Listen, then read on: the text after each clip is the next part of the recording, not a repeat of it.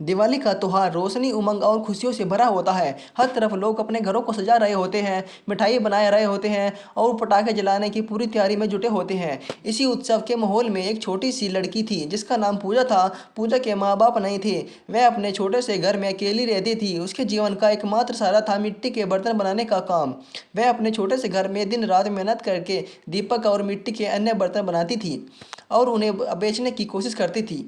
पूजा की उम्र बस 12-13 साल की थी, लेकिन इतनी कम उम्र में भी उसने जीवन के संघर्षों को बहुत करीब से देखा था। दिवाली का त्योहार आने वाला था और उसके पास बहुत सारे ऑर्डर्स थे दीपक और बर्तन बनाने के।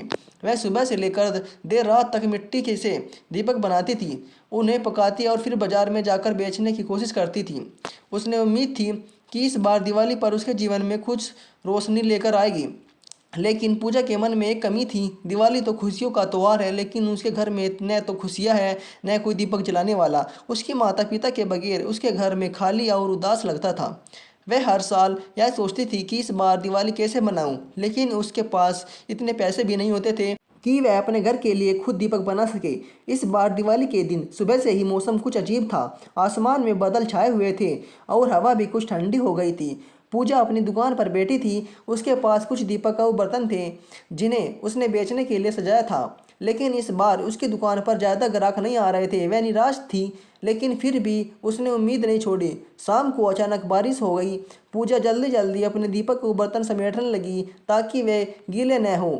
इसी बीच एक अजनबी व्यक्ति उसकी दुकान के पास आकर रुका और वह बहुत ही साधारण दिख रहा था, लेकिन उसकी आंखों में एक अजीब सी चमक थी। उसने पूजा की तरफ देखा, बिना कुछ कहे दुकान पर कुछ पैसे रख दिए। पूजा ने चौंक कर उसकी तरफ देखा, लेकिन वह व्यक्ति बिना कुछ कहे वहां से चला गया।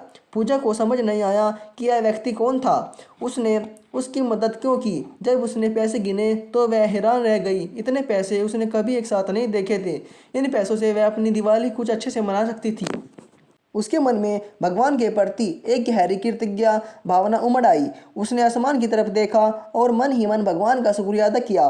पूजा ने भगवान से कहा, हे भगवान, मेरे माता पिता तो नहीं हैं, लेकिन आपने किसी सच्चे इंसान को मेरी मदद के लिए भेज दिया है। मैं अब इस दिवाली को अच्छे से मना पाऊंगी।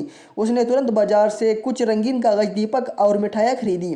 उसके घर में भी इस बार दीपक जलने वाले थे। उसने अपने घर को सजाया और दिवाली की रात रात जब पूरे मोहल्ले में दीपक जल रहे थे, पूजा के घर में भी दीपकों की रोशनी थी। उसके चेहरे पर एक मुस्कान थी और उसके दिल में एक उम्मीद की किरण जग गई थी। इस छोटी सी घटना ने पूजा को यह सिखाया कि भगवान हर किसी की मदद के लिए हमेशा तैयार रहते हैं, बस हमें उन पर विश्वास रखना होता है। दिवाली का त्यौहार उसे एक नई शुरुआत देने वाला था। वह अब अकेली महसूस नहीं कर रही थी, क्योंकि उसे यकीन हो गया था कि इस दुनिया में अच्छे लोग भी हैं जो दूसरों की मदद के लिए विश्वास रखते हैं। यह कहानी हम सबको यह सिखाती है कि हमें अपने आसपास के लोगों की मदद करनी चाहिए, खासकर उन लोगों की जो जीवन में संघर्ष कर रहे हैं। जैसे पूजा मिट्टी के दीपक बनाकर दूसरों के घर में रोशनी फैलाती है, वैसे ही हमें उन लोगों की सहायता करनी चाहिए जो अपनी मेहनत से दूसरों की ज़िंदगी में रोशनी लाने की कोशिश करती हैं। दिवाली का असली अर्थ केवल अपने घर को रोशन करना नहीं है, बल्कि दूसरों के घरों में भी रोशनी लाना है। अगर हम सब इस भावना के साथ दिवाली मनाएं तो यह त्यौहार वास्तव में हर किसी के लिए खुशियों की रोशनी का संदेश लेकर आएगा। प्लीज़ दोस्तों, अगर आपको यह वीडियो अच्छी लगी हो तो प्लीज़ इस वीडियो पर एक कमेंट कीजिए और इस वीडियो को एक लाइक कीजिए। अगर आप मेरे चैनल पर नए हैं तो प्लीज़ मेरे चैनल को सब्सक्राइब कर लीजिए। और आप कहाँ से वीडियो देख रहे हैं, प्लीज़ वीडियो को एक लाइक कर दीजिए। धन्यवाद। आपका दिन शुभ हो।